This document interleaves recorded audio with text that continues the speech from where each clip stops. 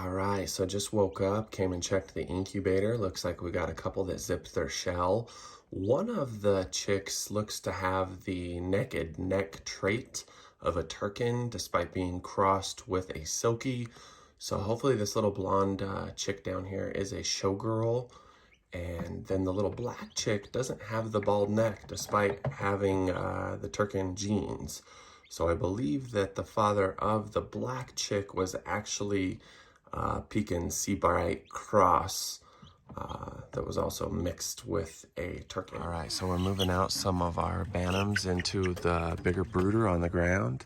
And this is a Frizzle crossed with Seabright. Pretty bird. All right, thanks, Hunter. Here's another one. Thanks, Aspen. And so what I've got going on here is between raising the chicks after they hatched, I put them outside after about a month when they had feathered out and kept them in this quail hutch. And unfortunately, though, they've been knocking over the water every day and they've just outgrown it. So it's time to put them on the ground. I think they're big enough to survive any threats, and just having the kids help me. So another day on the farm and kind of exciting. We got some new birds in the incubator.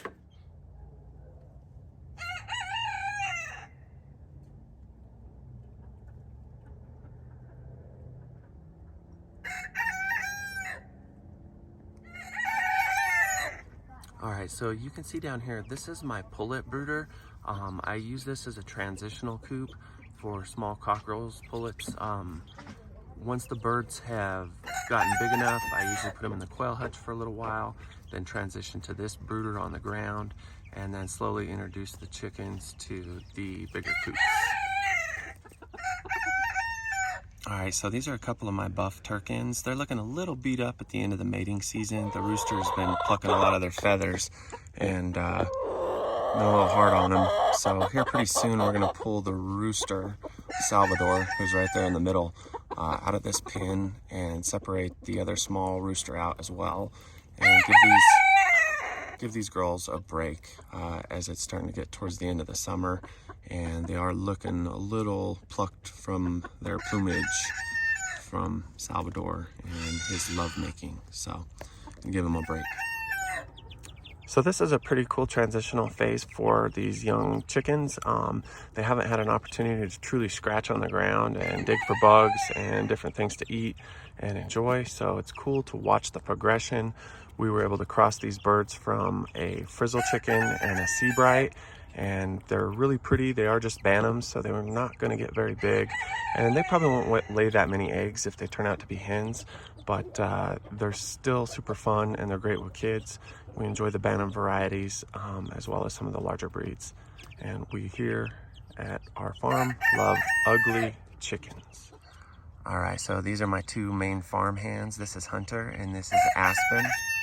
And it starts early here on the farm. It's about 6:45 here in Flora Vista, New Mexico.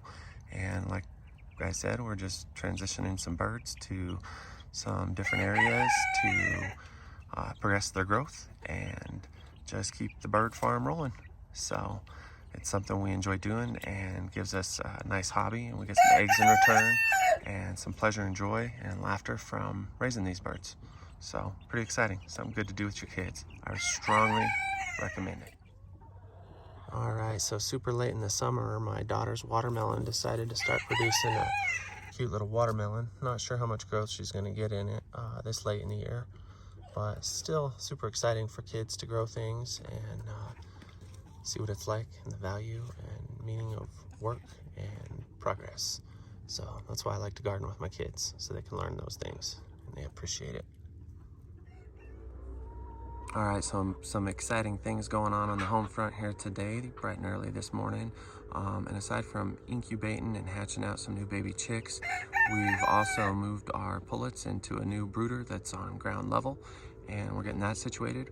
But this is another small project that I need to attend to and have needed to for the last couple days. My son has a meat rabbit. It's a California and New Zealand Rex cross, and here in the last week he's been burrowing in the ground pretty bad. So we're gonna go ahead and move his little cage over and just resituate it, and it'd be a good time to move it and clean it up and clean it out.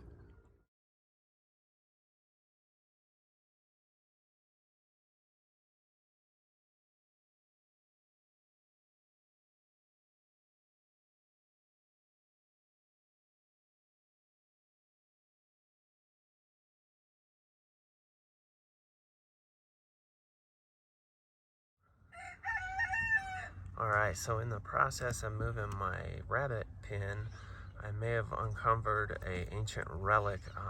Some years back I lost a little small chicken feeder when I had some guineas right in this exact spot. And I think what happened is the chicken feeder just got buried in some sand, and then as I moved the chicken coop and it got covered with landscape material, it just kind of got lost forever. So this thing's been under the dirt for probably 10 years. Kind of funny what you might find.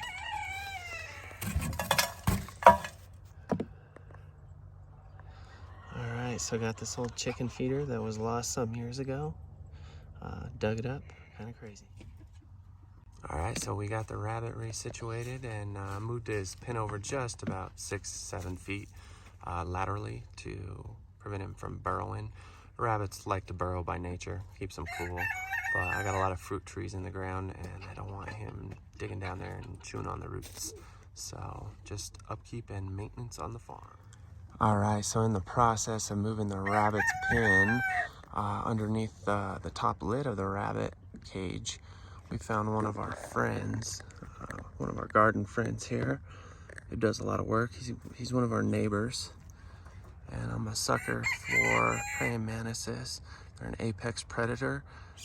Their front arms have swords that they'll use to penetrate their prey's body, and they're very lethal, dangerous insects. But they're our friends here because they take out like aphids and enemy bugs and pests. And so as soon as I seen this guy jump out and start running from underneath the lid, I wanted to just take a quick video and give him a little tribute for being the cool insect that he is. Beautiful guy. All right, this is my Shinshiki Asian pear, and it's got some really nice plump pears that are about ready to pick. It's only a dwarf tree, but it's been a great producer this summer, so pretty happy with its progress. So these are some collard greens, again another heirloom variety in my son's little garden box that he chose to seed and grow, tend to. And then we got Hunter in the back there, actually picking out some tomatoes from another box. Garden took a hit this year with the long heat spell we had. There was about 3 weeks of 100-degree plus temperatures, and so a lot of our plants got kind of heat shock, and we lost some plants. But that's part of the growing season, and that's part of the cycle of Mother Nature and how she likes to operate.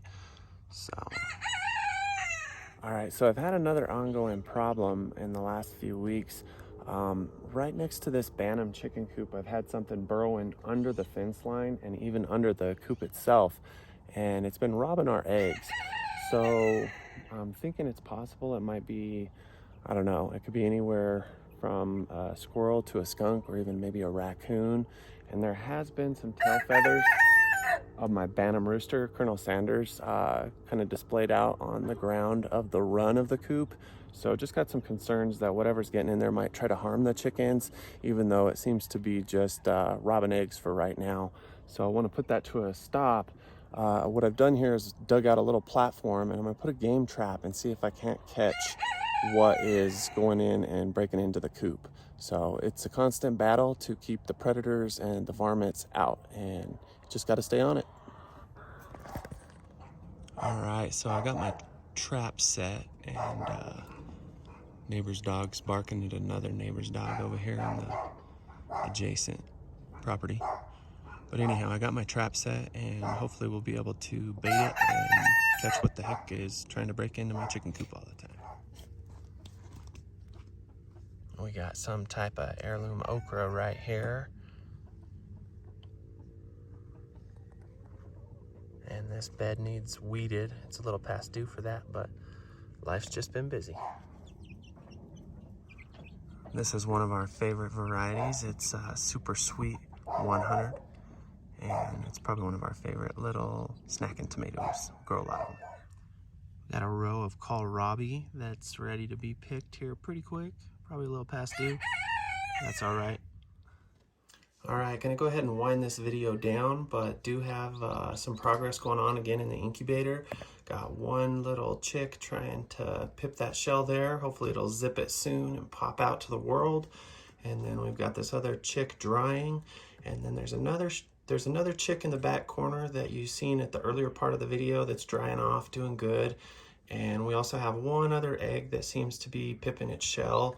The chick that is pipping its shell.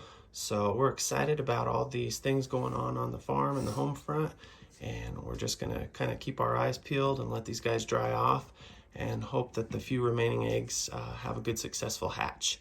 So thanks for joining us. If you like this video and find our little home front and homestead interesting, please like and subscribe.